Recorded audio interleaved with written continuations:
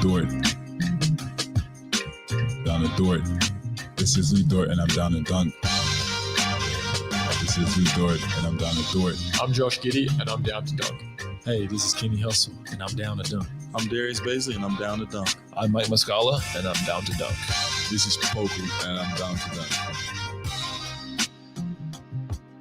I love cereal. Captain Crunch, Cinnamon Toast Crunch, Cracklin Oat Bran. Oh, I can have these? I'm going to share with my team, but I'm going to hog most of them. Welcome to Down to Dunk. I'm your host, Andrew Schlecht. We're a part of the Athletic Podcast Network. L-Man decided he quit the pod, so That's it. You know, We'll miss him. he's trying to catch up on Law and Order, and just couldn't make it. SVU? So Yeah, it's SVU. SBU is what it's called, actually. It's his version. Yeah, SBU. Summer League continues. The Thunder play tonight. Against the Golden State Warriors. If they beat the Warriors by like 40, I think, they have a chance to win the Summer League title. Like they'll play in the tournament? Stay tuned for that. So they won't. This is their last game? The top two teams play each other, and then that's it. There's not like a tournament. Oh, okay.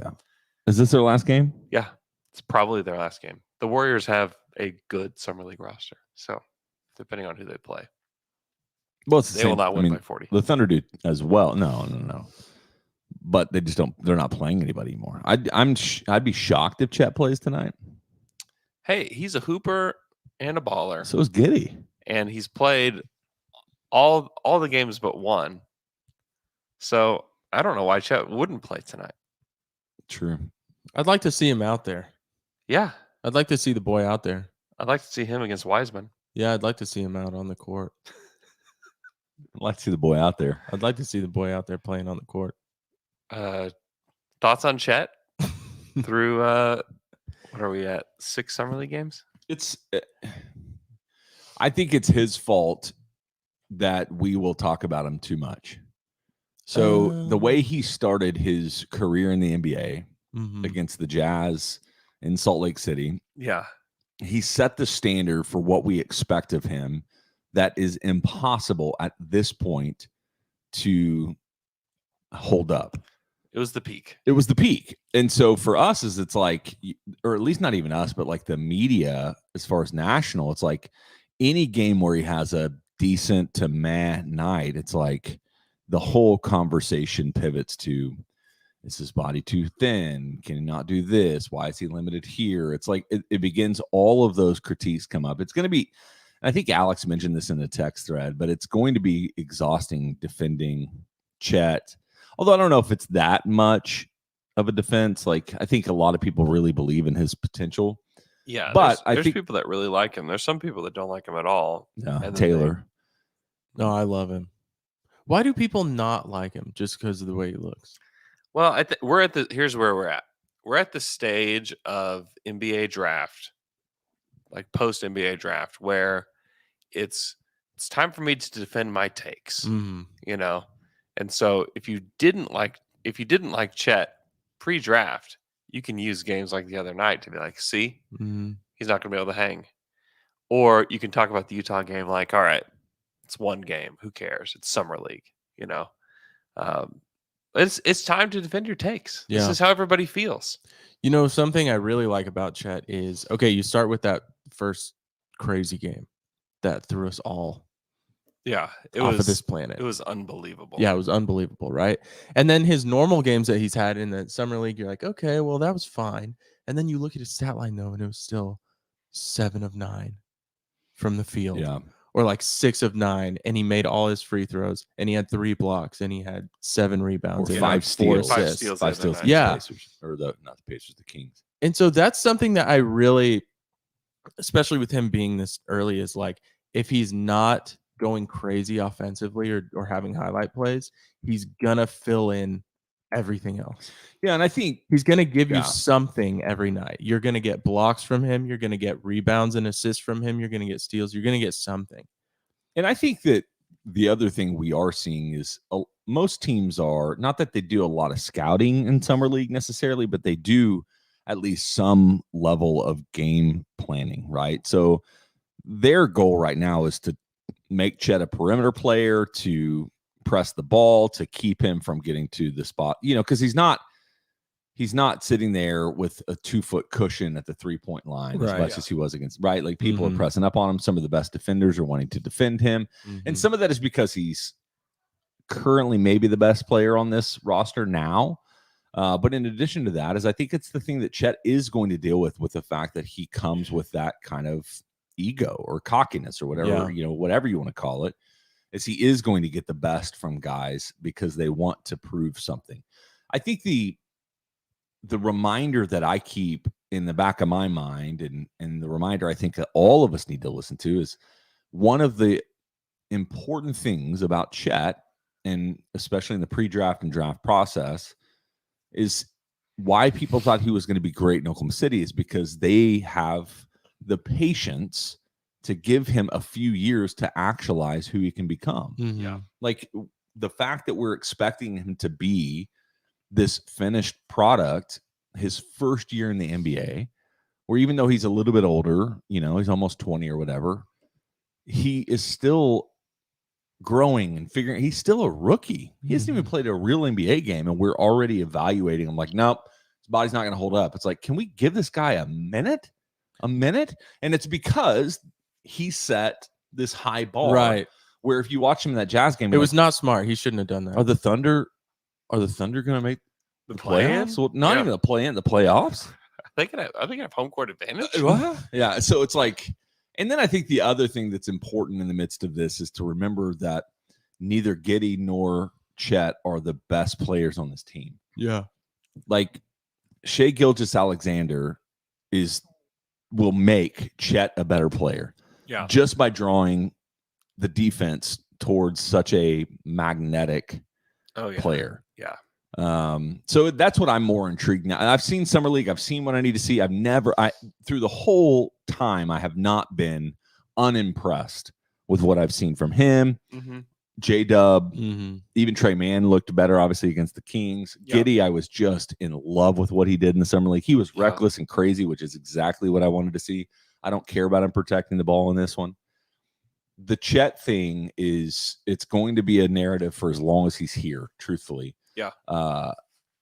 But I do think, and I mentioned it just a little bit before the pod, I think we, as a fan base but really the national narrative has forgot that like Shai is the alpha on this team and will be the alpha. And so he's going to open up so much possibility for what Chet becomes. Yeah. That we're just not even thinking about, it feels like, in the narrative. Yeah, like the pick and pop 3 that he can't get right now because they don't care about guarding anybody but him. That will be there. Yeah. And then the easy buckets at the rim too, that the Thunder just haven't really been able to get because they didn't have any rim running centers. He'll be able to get those too. I think you're right, Jay. I think that will be really fun to see the full complement of players all together, because Shai really is the engine of the offense. Yeah. He's the engine of the 29th best offense in the NBA. Hell yeah. So what's the worst stat line Chet can have this year, this rookie season, that would still be considered a success? 10, 7, 3 blocks per game. 3 is the worst? Probably. That's insane. 2. And then I can see him averaging 2 to 4 assists a game. 2 to 4 would feel like a lot. Yeah, actually, now that I'm thinking about it, because he's just not gonna like. Okay, let's just say guess the stat line. What do you think his stat line would be? Not what the worst would be, but 11.7, 7.6, 1.8 assists, 1.2 steals, 2.8 blocks. Okay. 2.8 blocks feels like a lot. It does, but who else is blocking? Poku, Baisley, some stat about fouls and blocks, man, last year. More. What was that? More blocks than fouls. More blocks than fouls. Yeah. I don't think he fouled all season. That's fine. I don't know. I think 12 points is probably decent, Somebody's got to score the points, Andrew. Somebody's got to. I mean, there's point scorers on this team. There right has now. to be. But I'm now gonna say, I'm here's saying, my bold prediction. They're going to be 20th or better offensively this year. okay, I feel it. 20th Wow. or better. Just adding J-Dub, Trey Mann getting Wow. more minutes, actually trying to play games at least for hopefully a majority of the season. I don't know. Who's gonna have good like field goal percentage for the year? Shea will. Oh, will. Chet. Yeah, Chet may will. shoot 60% from the field. Yeah. I don't know. Like Dort probably won't. No, he's not a Probably super efficient player. Neither is Trey Mann. Neither is Giddy. See, that's what I'm really interested J-Dub. about with J-Dub is he could be one of those guys that's like he's gonna go 49% from the field, Mm-hmm. 37% from three, maybe not take that many. But I think he's gonna be an efficient scorer I could as a shooter Yeah. and as like a cutter and a Yeah, but say because I think more of his shots are going to come from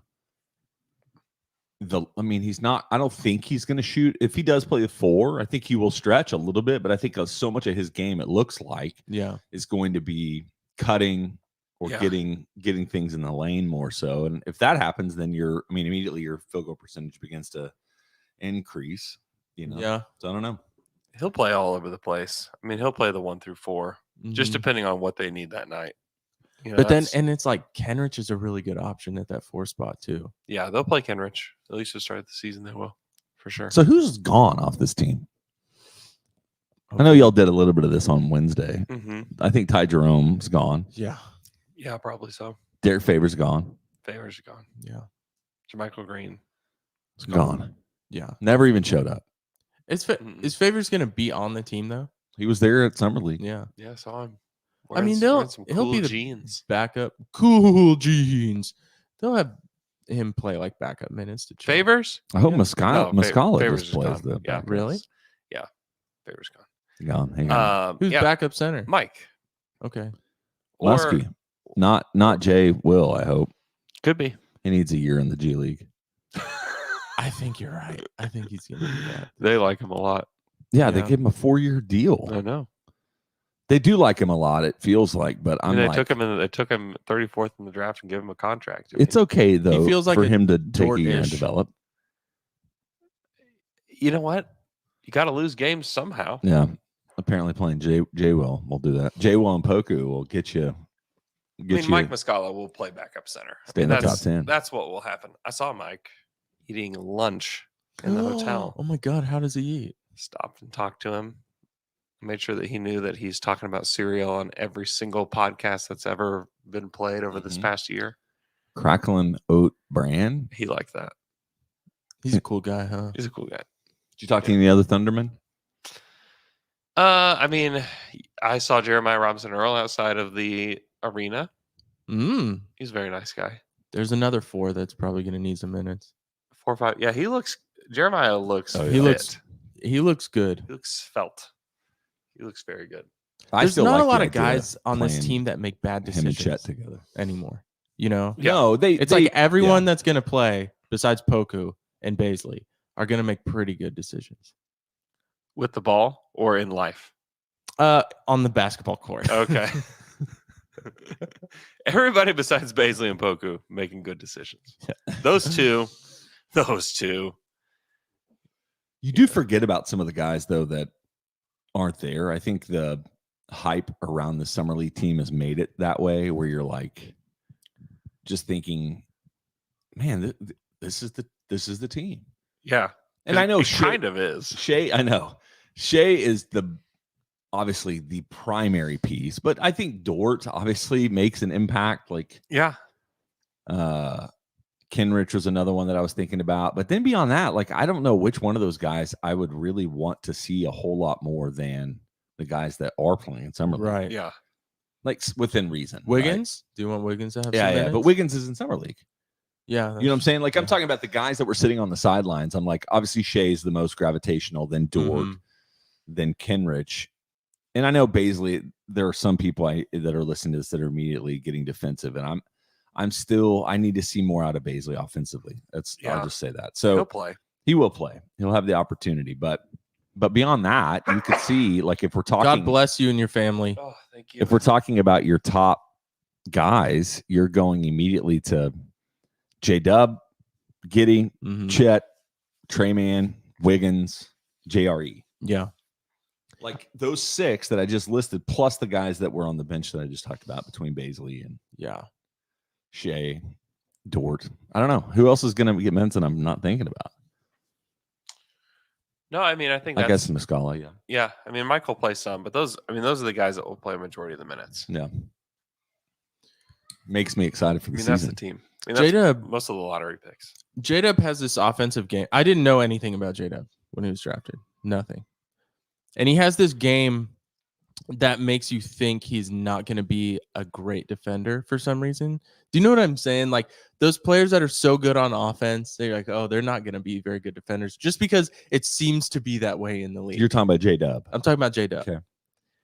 And then he has these defensive possessions where you're like, wait, he's so long Yeah. that it makes him Yeah. a good defender. Yeah. Yeah. His Like, his length arms is are going to make so up long. for any sort of lateral quickness within reason that he has, right? Yeah. Like, and he is athletic enough to, like, that's been the shocker for me.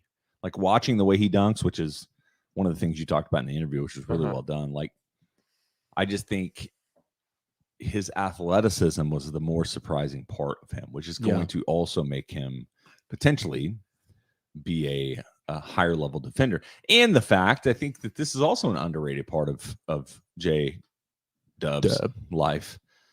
He will also, for the first time in his entire basketball playing career, not be even in the top 5 offensive weapons on your team. Yeah. Does that make sense? You know what I'm saying? Like at Santa Clara, it was him.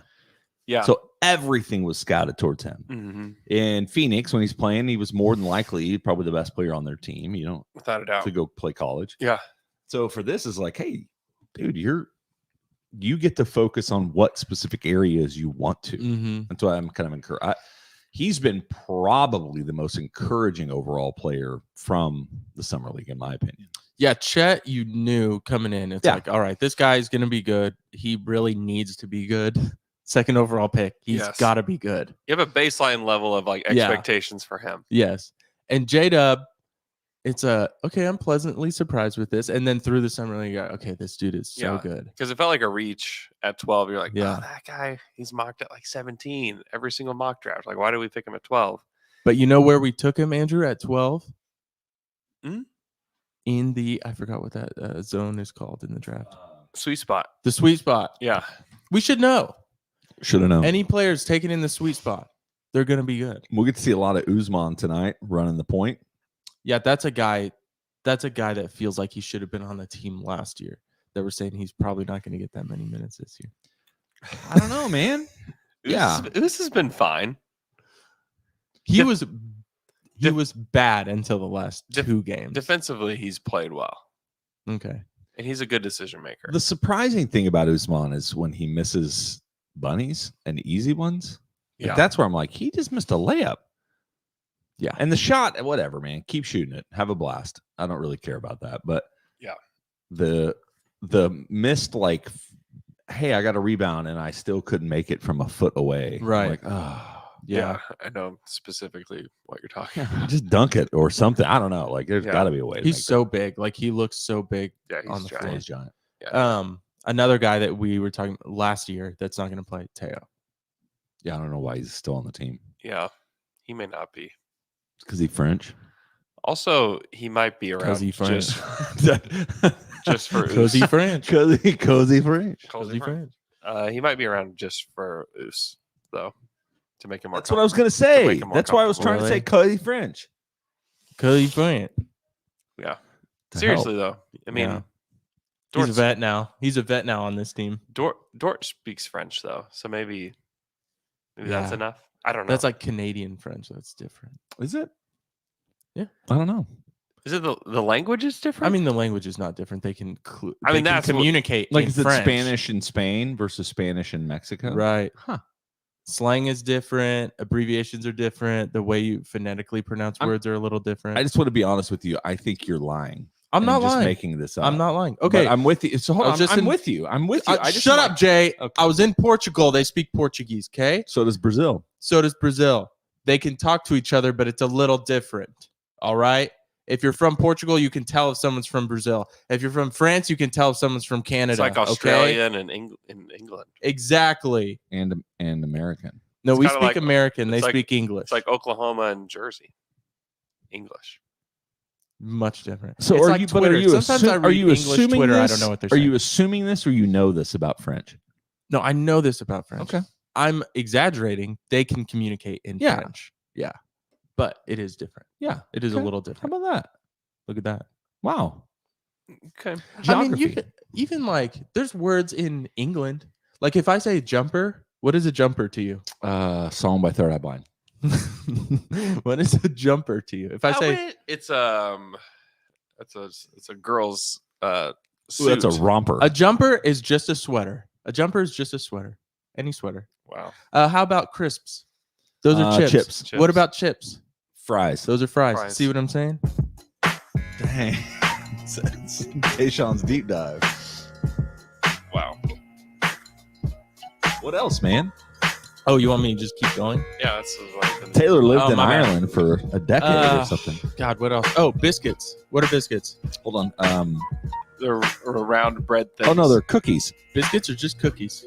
No, they're round bread things. They are to you. Yeah, that's what they are to me. Yeah, they are. Am I talking about what they are to me? But like England, they invented the language. We should be using true. their words, but we didn't. We changed They it. also spell things That's differently true. too. They do. Like they add a lot of U's, OU's.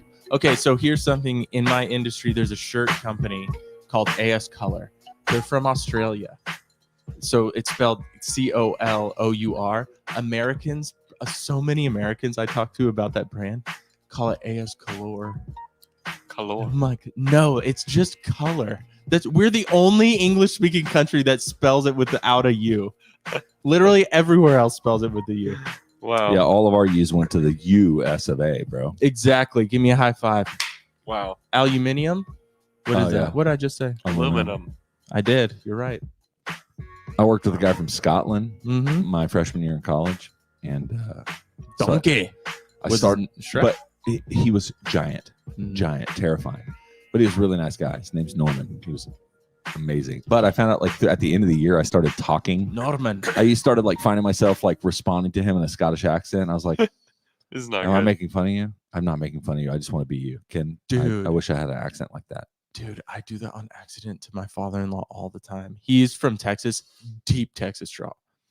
And Kate will be like, why did you just talk to my dad like that? Like, you have to stop. I was like, what are you talking about? She's like, you're talking in a Texas accent, and it sounds like you're making fun of him. I was like, I have no idea. I had no idea I was doing that. There's got to be some sort of, because that happens. All the the got to time. be There's some something- psychological Yeah. term or Yeah. whatever. Yeah, there's some sort of study out there. Yeah. Or you're just getting caught on like how when you do make fun of them and you just revert back to making fun of those accents. Yeah. So give me an example. Shout Just out text to me. Norman. I don't want to. Shout out to Norman. If you're watching. Norman, Scotland. Oh, yeah. Edinburgh. Man, that'd be tight, man. But he's not watching. Edinburgh. We also love Frank Sinatra, so we listen to a lot of Frank Sinatra. Hello, I'm Tayshawn. This is my Victory Dictory. I actually want to use this segment because I wanted to talk about this earlier with Mhm. you, Andrew. Mhm. But I'm going to use it for this. Mhm. I want some behind the scenes Las Vegas stuff. Mm. You were there for a long time Mhm. and you were talking to a lot of people. Mhm. I want you to tell us as much as you can without, you putting yourself in a weird spot with these people. So you're making videos for The Athletic. You're doing all these podcasts. Mhm. You did live podcasts on video, all that. Mhm. So what's going on? Was your day like super full every day? Yeah. Every single day was like get up, get to the arena, get busy on something. This is a good story. Keith Parrish, who's the host of Fast Break Breakfast, he did a show with me. We're done. Andre Iguodala and Evan Turner have their show, and they were doing it right after ours. And so they're standing behind the stage. And Keith comes up to me and he's like, "Hey," he covers the Grizzlies. And he was like, "Hey, do you think that I could go up to Andre?" And he has Andre's "Welcome to Memphis" like Yeah. Instagram post or whatever that they posted whenever they traded for him. He's like, could I go up and ask him to take a picture with this? And I was like, yes, you could. And I think that you should. I don't know how it will go. Yeah. But you should definitely do it. And so he goes up to Andre. And Andre, he's like, hey, he introduced himself. I introduced myself. We're talking to him. And it's like, I do this podcast. It's a Grizzlies podcast. And I wondered if you would want to take a funny picture with me. And he shows him what it is. And he's like, oh, and he starts going off on like how they misrepresented him and how he's like, I wanted to play in Memphis. They told me they were going to trade me. They told me not to report. But then the reporting out of that was that I didn't want to be there. He's like, I wanted to be there. It's like he's like talking about how much he loves John Morant and how much he loves all the young guys and how he felt like he was like very misrepresented in the media. That wasn't the story, but he's like, whatever. He's like, I got an extra year in Miami, got everything I wanted, but he's like, if everyone was just throwing me under the bus. Then he did take a picture with it, and it was hilarious. It was awesome. That is a funny picture. Yeah. So they didn't record the back and forth that they had. Oh no. Dang, I wish they He also did. said some other stuff that I'll have to tell you. Oh, Oh, off not the on the pod show. stuff. okay. Here's a question. So that stage. Yeah. So they were waiting. So the Athletic was doing podcasts on the stage, and then Meadowlark was doing was that stage just being used by whatever media company, and they were scheduling podcasts to use? Oh, that's cool. Yeah. It was put there by the sports business classroom. So it was being run by like students basically. Oh, cool. And so it gives them an opportunity to like produce and do all that kind of stuff while we're, doing our thing, which is great for us. Yeah. So Because you kind of just show up. we show up, they're kind of doing everything. I'm like scheduling it all, making sure everything looks good. And then You have to bring your own video? no. Oh, you use it and then they send it to you? Mm-hmm. Oh my God, Yeah, that's it's- amazing. What about your audio stuff? Amazing. Yeah, they send me the audio. Wow. Yeah, it rules. I think I'm going to try to go next year. You should. Dude, that would be It'd be amazing. very fun. We should all try to go. I know we've said this for I know even Rosillo had mentioned it too. He's like, listen, if you're a to basketball, you. You were talking Yeah. to Rosillo? Him and I were connected. Yeah. No, I was talking to him. No, I was listening to his podcast. And he's like, listen, if you're a basketball junkie at all, like you have to put this on your bucket list. It's just the best experience.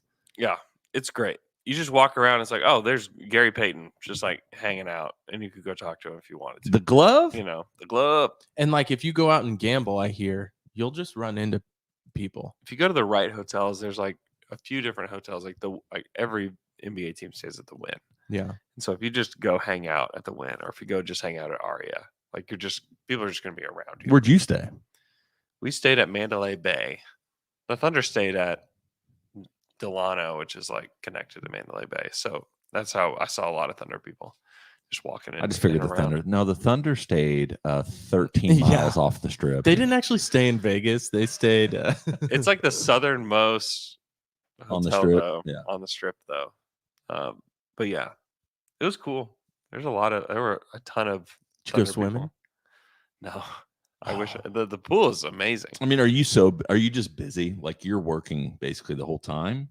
Yeah, pretty much. Yeah.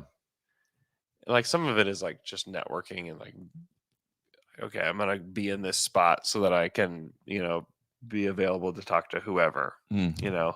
There is this area behind the basket. They call it the pit. And if you have a media pass or certain credentials, you can go down there and you can just, like, mosh during the you can games. just hang out. It's a mosh pit. But that's where like everybody I don't know if just he catches them. He's just like, okay, yeah. Yeah. I think he does. Oh, He I just do, moves definitely. on. But people are just walking through, like media people, NBA people. Like Kyrie Irving was down there. It's just, and sometimes you're like, I just want to go stand down there and just see what I could see. Dang. That's where I saw Alperen Şengün in his Wild weird outfit. garb. Yeah. Yeah, it's crazy. You see, like I saw Sam Presti, Woj, and Reggie Jackson having a conversation down there, and it was just like, what are they talking about? Yeah. What could they possibly be talking about right now? Okay, so say the whole Down to Dunk crew does go out there next year. Yeah. Okay, you're clearly going to be working much more than the rest of us. Yes. So we can just kind of party Yeah. and go to the games and do podcasts And then and party. go to the Strip club. Oh, it's casino. no, not that. Oh.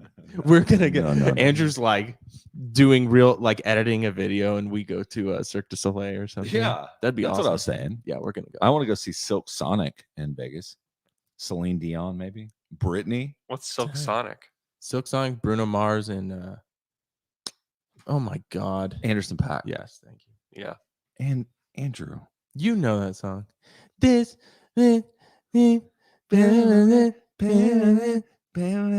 Diamonds on her wrist. Here I am all alone. No. You don't know that? No. Dang, man. No. This is like when J-Dub mentioned the video I'm game gonna that he leave the really door- liked, I'm and I gonna was leave like, the door I don't know open, what that man. is. Oh gosh. Yeah. They're awesome. They're awesome. They're amazing. They're awesome. Wow. Anderson .Paak is such a good drummer. I know. And also a great lyric. It's to Makes me watch him. sick. So if you've watched his NPR Tiny Desk concert, I haven't seen it. oh, dude. I had never heard of him. This is a few years back. His Tiny Desk concert, Yeah. NPR, Yeah. Those are Anderson cool. .Paak. I'll send it to you because it's that impressive. He's playing drums the whole time and singing, and he's so stinking good at drums too. Yeah, Makes it's me stinky. real Oh, frustrated. Ooh. you watch them and you go like, pew-wee. Anything else, man? Uh, I think it was awesome. Where should we stay when we go? You want to stay at one of the? We need to the stay at the hotel. same hotel You that stay at he's like at. you stay at like the Wynn or the no. Aria. That's what I would recommend. No. He's going to drag us into working, man. That's not what That's true. We're gonna be in his way.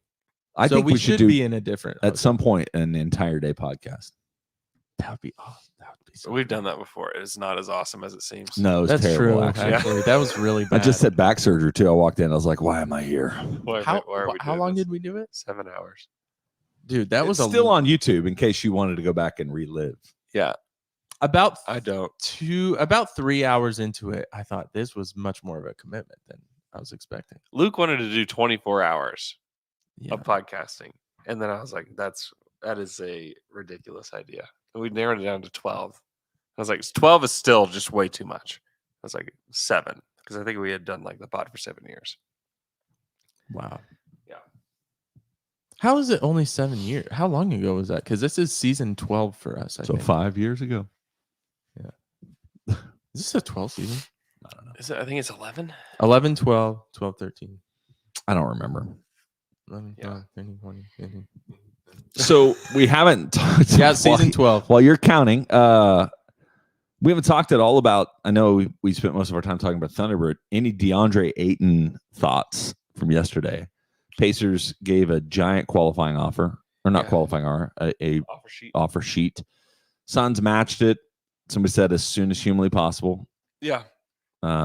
Any surprises? Anything that this does? I mean, I think the big narrative is that it really pulls the Suns out of any sort of Kevin Durant trade for now, Yeah. which they've been the favorite to land him. I think KD stays in Brooklyn this year. Like, I don't know where else Maybe. he's going to go. I don't know. I keep seeing different things where people are like, I don't know how they move him. He's probably going to be in Brooklyn for at least half the year to January or something like that. And then I see people that are like so confidently saying, no, this is done. It's done. Kevin Durant's not going back there. Yeah. This is it. He's out. They're going to trade. They're going to have to trade him for something that's less than what they should get. Yeah, Miami is the one that you keep hearing about. Yeah. They could put a decent deal together. It's just Brooklyn fans, you're not going to get equal value. Like that is an impossibility Yeah. to get equal value for the second best player in the world right now, probably. So Yeah, what? you can't do it. So the Nets are going to basically rebuild, I guess. With They're Steve about to run it. Nash. They're running it back. They're not getting rid of Kyrie either. Not right now. Yeah. Unless the Yeah. Lakers come to their senses. Or just the Lakers do what LeBron wants, basically. I mean, that's what it is. Yeah. I Can you see imagine that there's some not conflict happening, there though? for sure. I just can't see that not happening at this point. What, Kyrie to for the Russ? Lakers.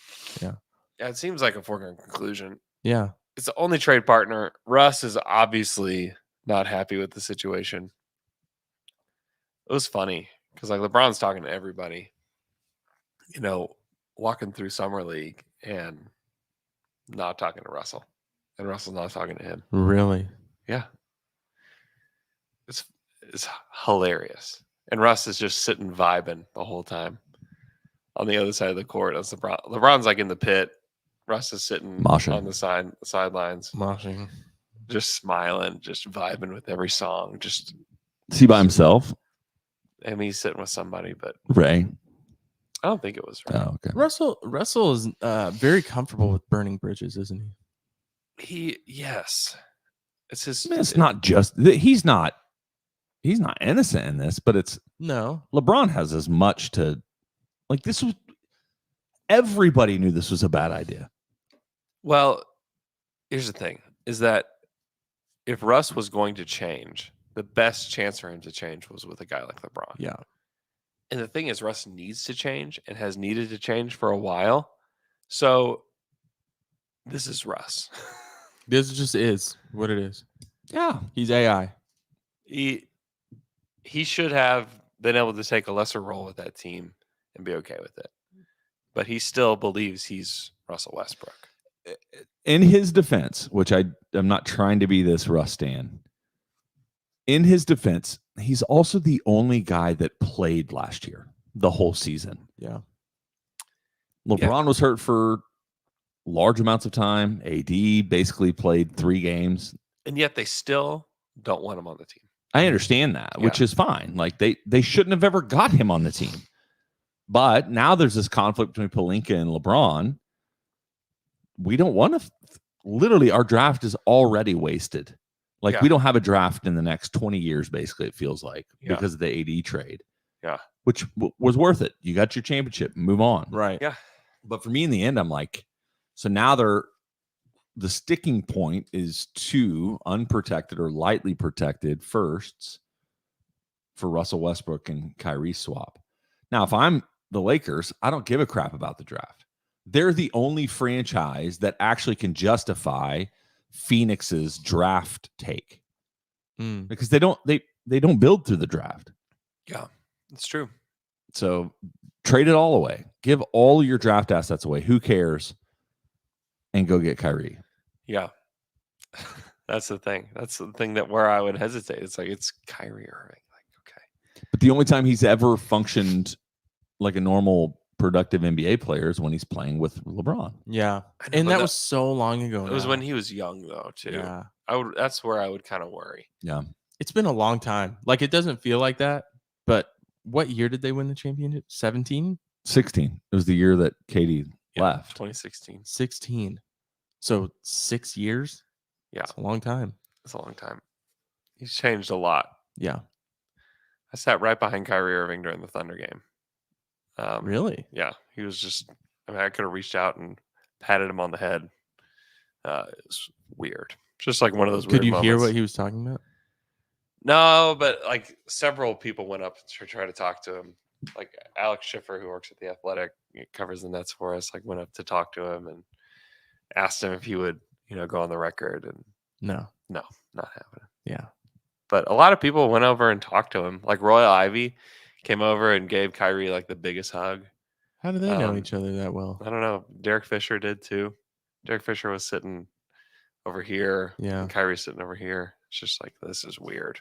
This is what a weird Dang. place I'm in right now. When's Derek Fisher going to go on that Matt Barnes podcast? Gosh, I All don't the know. smoke. Derek Fisher is like, That would be amazing. That would be appointment podcast listening. Derek like Fisher, refreshing the podcast feed until it comes on. Derek Fisher is the worst, man. Yeah. He's the absolute worst. Yeah, he's worse. Matt Barnes is everywhere too. Yeah. I mean, that podcast is huge now.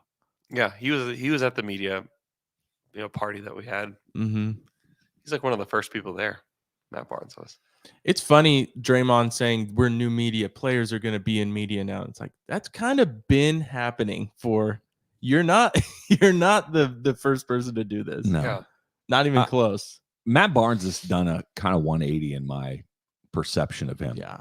Like watching him interview Giddy. I don't know if you got to see that because you were there, but Yeah, I haven't. because seen his it. Barnes, I guess he works for ESPN a little bit as well. Mm-hmm. So anyway, so Barnes, and he was just really like, hey man, I don't know. It just felt very, because I used to He watches the a way lot he of basketball still. but the way he played was so, it was like a annoying, yeah. and for Thunder fans, because he was on those Clippers teams, Yeah. Yeah. And he was so good. He was annoying and he was you good. felt like you had to make a decision to be against him, right? So Mhm. for me, is to watch him kind of develop into this media personality has been really, I don't know, it's kind of redeemed him in my perception of him. So yeah. Yeah, he's good. you know, just Twitter questions. We Maybe should probably take a do some. break? We should probably take a break and then do some Twitter questions. We'll be right back after this quick break.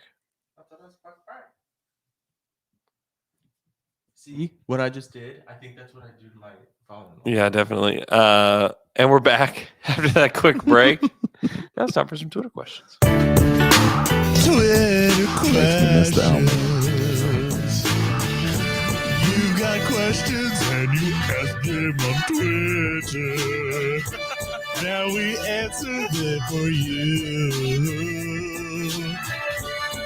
This is Twitter questions. Now let's get down to it. Our first Twitter question comes from at _ Spence Smith _ odds on the Thunder having 2 all rookie team members. 2 teams, 2 players in the top 10 of this rookie class. Is there only 2 rookie teams, not 3? I believe it's just 2. Maybe I'm wrong. Man. So what? They can do 2 forwards, 2 big men. Is it kind of like No, NBA, I don't all think NBA? it's. I don't think there's positions. Oh, okay. It's just the best 10 guys. Okay. Um, Chet, I think for 50-50. sure could do it. 50-50 Either Chet. happens or it doesn't. Either happens or doesn't. Chet and J-Dub are obviously the clear. The J-Dub one, does he get enough? Mm-hmm. Does he get enough stuff, shots, minutes, all of that? That's the Yeah. question. Chet for sure. I think J-Dub could get some highlights this year. And I think that will help. It him a doesn't lot. ultimately. Yeah. So the all rookie teams from this year: first team, Cade, Barnes, Mobley, Franz, Jalen Green. Second team, Herb, Giddy, Bones Highland, Audasumu, and Chris Duarte. Okay. J-Dub can make it. Right. I think J-Dub It does could feel make like that after reading it, because like this Yeah. is in this rookie class, like, oh, it's so stacked, you know. it. Yeah. Here's the list of players that got votes but didn't make it: Kuminga, Davion Mitchell, Şengün, Suggs, Zaire Williams, Jose Alvarado, Austin Reeves. Yeah. Then yes, the odds are good. It feels better after reading that list, doesn't Yeah, it? it does. Thank you. Yeah, because I mean, who that got selected in the lottery, you know, might not be ready to make. Let's it. try to do it. Let's try to predict it right now. Okay, we can do this. Okay. Paolo Banchero, Yes. is certainly going to make it. Keegan Murray's going to make it. He's going to make it. Jaden Ivey. Jaden Ivey is probably going to make it. At least second team. I think Matherin's going to If make he's it. not hurt. Jaden Ivey, I watched him play his first couple games, and I just thought, man, he is going to get hurt.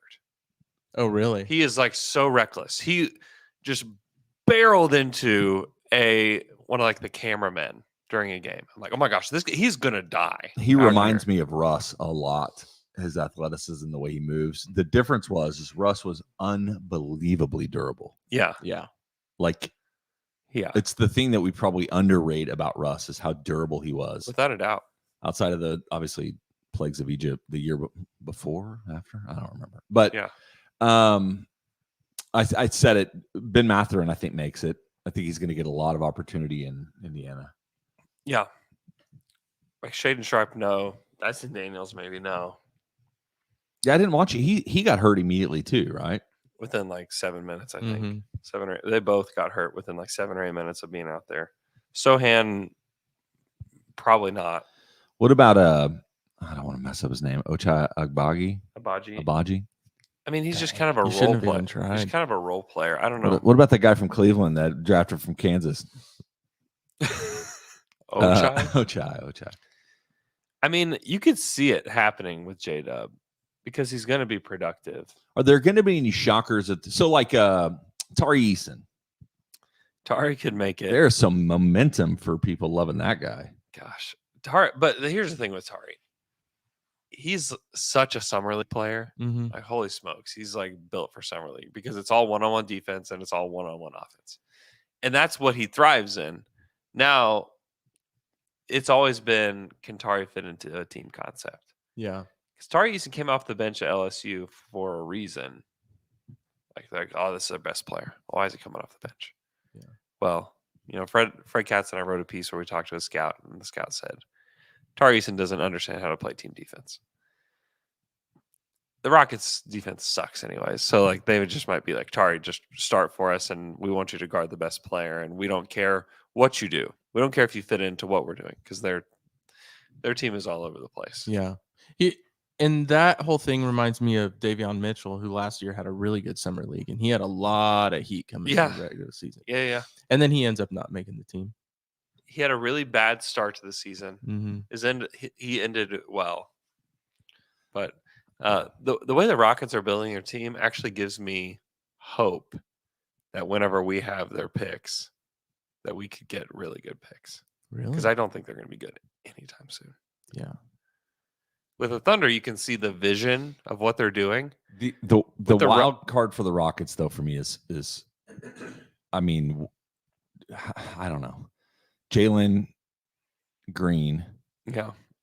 You're right. Like they have a high level of talent, but not a lot of cohesion and also the organization is just garbage. But like if you've got a bunch of guys that are out for themselves, which it feels like Şengün's a little bit that way. It feels like Jalen Green's that way. Yeah. Tari Eason's that way. Kevin Porter Jr.'s that way. Oh my gosh, KPJ is that way. So it's like, and then you have Jabari Smith, who's just, I mean, I have a feeling they're going to take this guy who's got a tremendous upside, especially from shooting, and he's just going to be standing there waiting for the ball and never, ever getting it. Yeah. I feel bad for Jabari. Yeah. Jabari will probably make the team still, but yeah, they're going to have to learn how to be a good teammate to Jabari because Jabari, bless his heart, just can't dribble. Well, and he's going to have to do stuff. He needs somebody to get him the ball. He's going to have to be amazing on defense. I think if I was Jabari, I'd be like, all right, these dudes aren't going to get me shots. So I'm not even going to get the points per game that I want or could get. So what I'm going to do is block everything. And that just takes such a mental shift, though. Yeah. Because you have to, like, nobody gives a rip about defense, like especially there too. People watching that team is not gonna be like, hey, listen, I know Jabari is not scoring over 10 points. Yeah, but they had a good team defense though. Yeah. The Pelicans, and they had a plan. They did. That's true. And that's where with Houston, it's like he could be the best defender in the world. They're still going to be the 27th best defense in the league. It doesn't really matter. And what I was kind of alluding to is I think the narrative switches around a guy like Jabari. And then it puts the pressure on him because as much as like even J-Dub mentioned it, where it's like, yeah, I haven't really been that mindful of what people say about me, but now, and Giddey has said it as well. It's like, you just hear it. Yeah. You just hear it. People. Yes. And so Jabari Smith's going to go to a team where we're like, Jabari's not shooting very well. It's because he gets 2 3-pointers a game. Yeah. Because he never touches the ball. And then all of a sudden, does he like try to do more, which ends up leading to more recklessness because he's not, like that's where I could see it really spinning out of control for Jabari if the team doesn't buy into being a team. Yeah. So, but yeah, it does make you encouraged. Now, if they would have gotten Paolo, totally different ball game. I feel different. I'd feel different. Yeah. I'm trying to think other players that could make it. Anybody later? Jalen Duren could make it. Yeah, that was a name I was going to bring up. Blake Wesley for the Spurs looked pretty good in summer league. What about the kid that the Blazers drafted that isn't Shaden? Yeah, where was he? He was selected pretty late. Yeah. Jabari Walker. Yeah. because the narrative was all like, "This is why you hire Mike Schmitz." They picked him 59th. Because at 59th, you're going to get a great player. He played well. He really Also, did. He played well. That Portland Summer League team was, but Yeah. that was always the last game of the night, and Yeah. I stopped watching basketball. So many people did. Yeah. Everybody left. Keon looked okay. Yeah. I talked to Mike Schmitz. Super yeah? nice guy. He's putting on chapstick the whole time I was talking to him. What? Just a lot of chapstick. Did he want to kiss you? A lot of chapstick. He's preparing for something. You have to wear chapstick in Vegas. You do? Because the air is It's so dry. You're there for like 2 days and you have just like crazy chapped lips. Like, what's going on? Dang. And then I had an Uber driver that wanted to talk to me so much about the boogers that you get when you're in Vegas. Huh. He kept bringing it back up. And I was like, yeah. He's like, oh man, the boogers were just crazy when I moved here. And then I'm like, yeah, man. And then I'm trying to talk about something else. He's like, but just tell me about the boogers. Dude. I was very thankful to have such a great Uber. I mean, 5 stars. Tipped him as much as I could after the booger conversation. What was it true? Did you have some whoppers? I had some boogers. Yeah, I had some bugs. Some wops? Yeah. Oh yeah. Well, are they just big and sharp and dry? Yeah, pretty much. Like, what makes those boogers different than these boogers? I don't know. He was the only person I talked to the whole time that talked about the boogers. Maybe he was the only one, confident enough to talk about it, but everyone's thinking about it, that kind of thing. Yeah. It's like, man, I got some crazy We need boogers to right address now. this situation. It was really funny. Something's wrong with my boogers out here. Jaden Hardy. I would ask to get out of that car. Oh, I loved it. I loved every second of it. I wanted to talk more boogers. I'd start looking around because I'm like, this dude's just flicking boogers, huh? Yeah, there's boogers all over. There are boogers everywhere in this Toyota Camry. Oh my gosh. I'm trying to think of other guys. Oh, poor EJ Liddell tore his ACL. Poor guy. It also Summer League. rhymes. Yeah, it does rhyme. Mm, Jaden Hardy looked great. good point. He's also like built for Summer League. So I don't know if he's going to be good or not in the NBA. Max Christie did not look good. Caleb Houston looked pretty good for the Yeah, Magic. he did. That was good. Good for him. Peyton Watson looked all right. Yeah. Yeah, once I'm starting to go through this, I've seen so many of these guys play. I'm like, yeah, this rookie class isn't all that. That Golden State team, like Moses Moody and Kuminga are going to play this year. Maybe Like, Moody will. I have confidence that Moody will play a lot. Kuminga, I think he'll play. Yeah, you're probably right. But if they don't get Kevin Durant, like they have, how many guys on this championship team are not on this team anymore? It's like a lot of the role players that were getting the 10 minutes here and there. Yeah, Otto Porter left.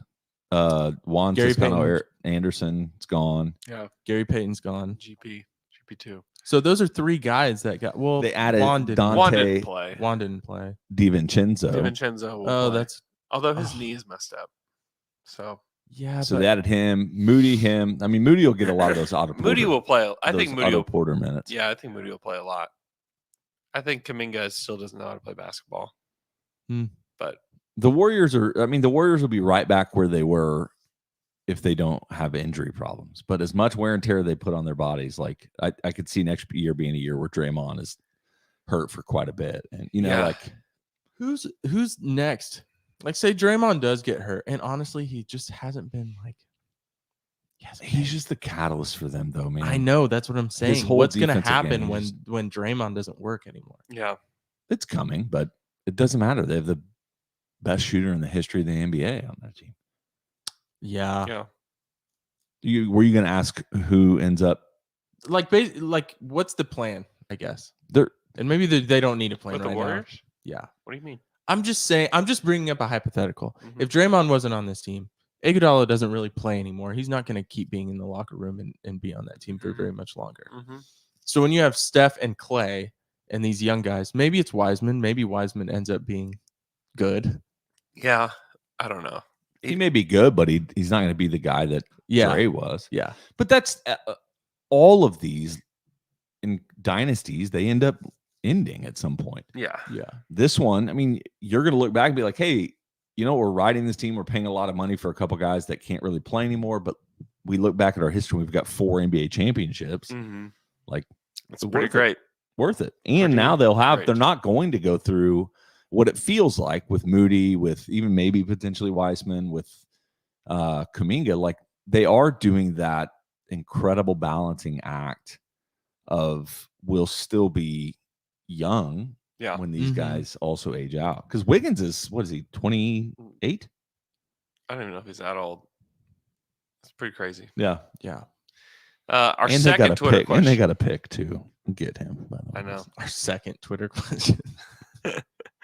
Declan R. Ford. What's the difference between a rhythm and a pattern?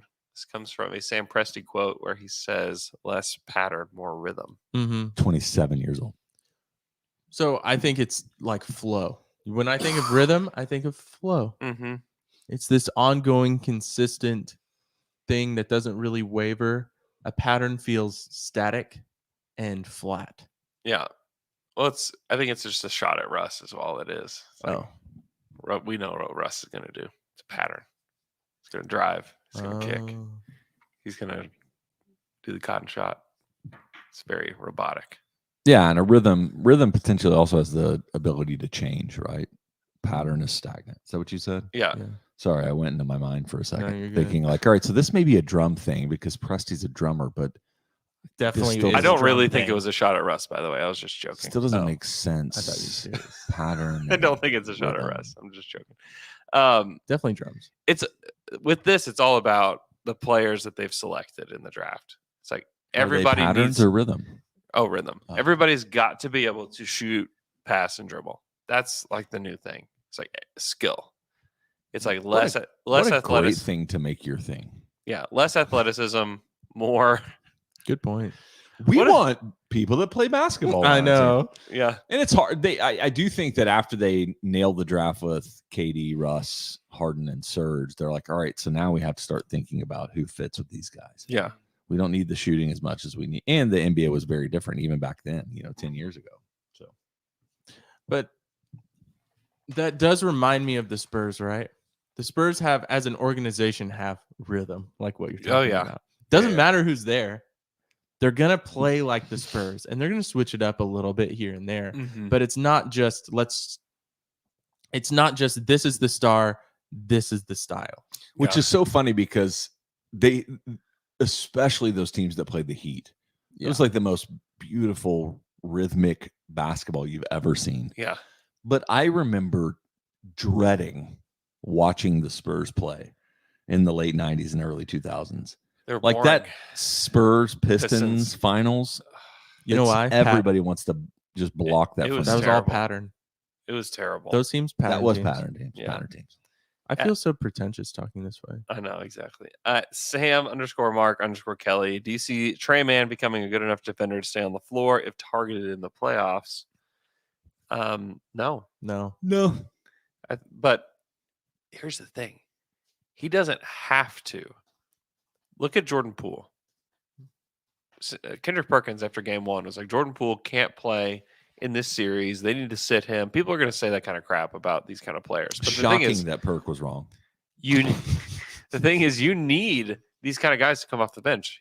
To me, he's like the perfect bench scorer if he becomes the player that we think he can be. Now, he's got a long way to go. Yeah. He was so inefficient last year.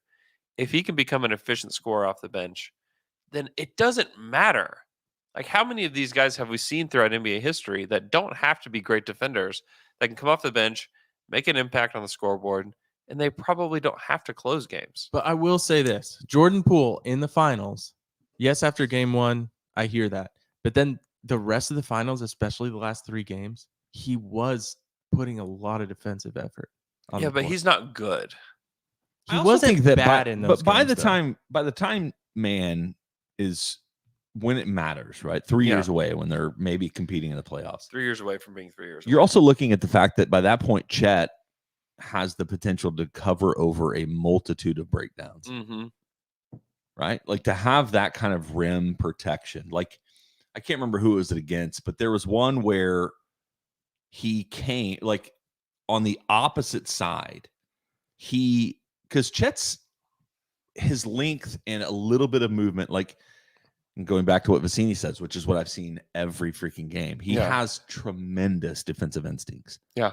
And Yeah. he had some block where he came from behind and had to come across the paint to get the block. Mhm. Like that's the stuff that if man can stay relatively in front of somebody on the perimeter, because if he gets beat, you do have now a front court rim protector that is going to, in my mind, like going to be one of the best rim protectors within the next 2 years in the NBA. Mm-hmm.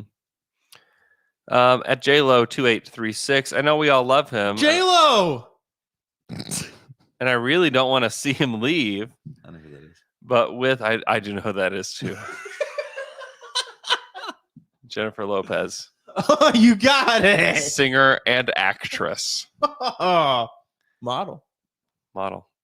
I really don't want to see him leave, but with Shea's trade value at a high right now, the Chetmate bromance in effect, and also increasing their chances of getting a top 5 pick next year, could you give us some ideas of what a Shea trade could look like? They're not going to trade Shea. Like, just we can hang that up. That's just Why do y'all want to trade Shea? Why are you talking? It's not going to about happen. And the thing for me is like you're trading Shea to try to get the guy that maybe could be Shea. Could become Shea. Can we trade Shea so that we could get somebody that's as good as Shea in 4 years? If you think it's Wembanyama, you're trading what you know is a elite level player for a chance. I understand what he's saying though. Like I don't know what you could get that would feel like equal value to Shea today. Honestly, like they have so many picks and like so many blue chip picks that it's like, why you don't need to do it. You really just don't. And Shea is really good. And we haven't seen what Shea can be ultimately yet. He's also like by far and away the best player on the team and probably has the highest ceiling of anybody on this team still. I'd say Chet's ceiling is probably ceiling. Yeah, I don't know, man. Like Shea is really good. He is really good, but I'm talking ceiling. I know. I mean, you can go to wild places with Chet. Right. Like realistic ceilings. Yes, realistic ceiling, fair. I'm talking ceilings, baby. I mean, you remember Poku's ceiling first year? It still exists. Unlimited. It's still there. That was like the ceiling Devon Tower. The top one, not each ceiling. Yeah.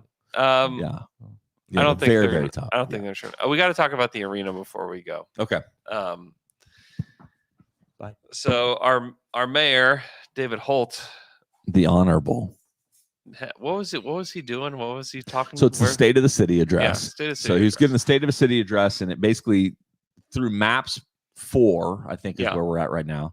Which is so because I know we do have people that listen that have no idea what Oklahoma City. So 25 years ago, the city of Oklahoma City put together a project called the MAPS project. So it's a penny sales tax, and that has financed everything that has developed in downtown. Yep. Everything there's health centers, there's different things that have developed, but one of the obviously central pieces of that is what used to be the Ford Center, which became the Chesapeake Center or Chesapeake Arena, and now it's the Paycom Palace. And so in the last project defined through Maps 4, which is the most recent redo of the penny tax, they were going to do a Thunder Alley. Yeah. So there's a street that goes between the Paycom Center and the Omni Hotel. Yeah. They were going to renovate that whole thing and make it this like just high energy place. Yeah. Before games, after games, and off season, it could just be there's restaurants, there's spaces for live music, like it'd just be a fun environment. So yesterday, during the State of the City address, Mayor David Holt said, we're putting that on pause because we are engaging in a conversation with the Oklahoma City Thunder about what it might look like for us to build a new basketball arena for this team. Yeah. I was surprised. I would always probably lean more like, how about we just work? If that's what we want to do, let's just renovate the existing space. They've done that though. Yeah. So I don't know what is the organization initiating this, I wonder. It's good. It's forward thinking because So it will be one of the oldest arenas in the NBA in like the next few years, which is important to remember. Yeah. It's also the smallest arena in square footage in the NBA. Oh wow. And when they built the arena, they built it not with the intention of there being pro sports in it. So it's so smart to do this now. Because if they say, yes, we're going to build a new arena, they said it tomorrow, we're not going to probably have a new arena for a decade. You know, this is not something that just happens overnight. Right. And in a decade, what is the Paycom going to look like Rough. in comparison to other arenas in the NBA? And so if you're already a small market that has a ton of disadvantages, do you also want to have the smallest, worst arena in the NBA? Yeah, not to mention the fact that I do think there is some baggage with that, with our history as a franchise. Exactly. Seattle Yes. made the choice not to do it, Yes. kept their old arena, Right. and it, ended up leading to their leaving. Yeah, the NBA was like just not interested in being there anymore because of the arena, and they needed a new arena.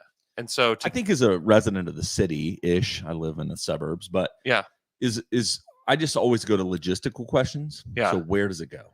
That's a Because great if you're in Oklahoma City, or if you're out of Oklahoma City, you don't know, like the Paycom Center has now, that's kind of the center yeah, it is. Without a doubt, it is. of the city now. That's where they put the park. That's where the they park, put the everything. hotels, all those Yeah. different things. So you have to stay somewhere around where you currently exist, in my opinion. Yeah, I agree. I think it has to go downtown. I don't know where they're going to do it.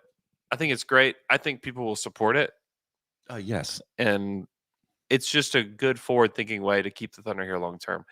And he used so much language. I don't know if it's just to like rile up people that have money or what it is. And acting like there's a chance the Thunder leave here in like the next 3 years. That's just not going to happen. No. So there shouldn't be fear there. But if you want to get people on your side, creating fear is one way to do that. He was definitely tapping into that yesterday, which do what you got to do. I support Mayor Holt, and he's very forward thinking when it comes to our city. And I think that's good. And so great, like get it done. Yep. Get something in the next couple of years ready to go where it's like, hey, we're going to have a state-of-the-art arena that's going to be here in Oklahoma City. It's going to be south of whatever, like near the park on the other side, maybe. I don't know. That's my assumption. Yeah. Somewhere like that. That makes sense. That's like the only area I can think of where like you could buy it. Maybe there's some like older houses there. You just bulldoze them and just put an arena there. And also, what would be cool about that is like that part of the city is kind of it could revitalize. You could just have Yep. like your city gets bigger. Yep. Things get better down there. Like it honestly, like that would be a huge win-win, I think. Yeah. For the city because And they're already expanding the park south of I-40. Yeah. So just make that where it is. To me, I think that would be incredible. I think For me, I'm like, move it north, put it right by the practice facility. It'd be great. Gosh, it'd be great. 10 minutes away from my house. I know. It'd be amazing. Yeah. But no, they're not going to do that. They need to stay downtown. Put it in Edmond. Like the perfect. The Detroit Pistons arena is in Auburn Hills, which is like a suburb of Detroit. So just put the arena in Edmond. Yep. Yeah, why not? Let's go. Hey, there's lots of land. There's a ton of land out here. Of land. It'd be great. All right. Thanks so much for listening. We'll be back on Monday with McKellar talking about Summer League, how these last few games went. I think they play maybe a couple more games. All right. We'll talk to you guys on Monday. Well, I'm going to go home and fall back asleep. I'm whipped. Church camp time? Church camp.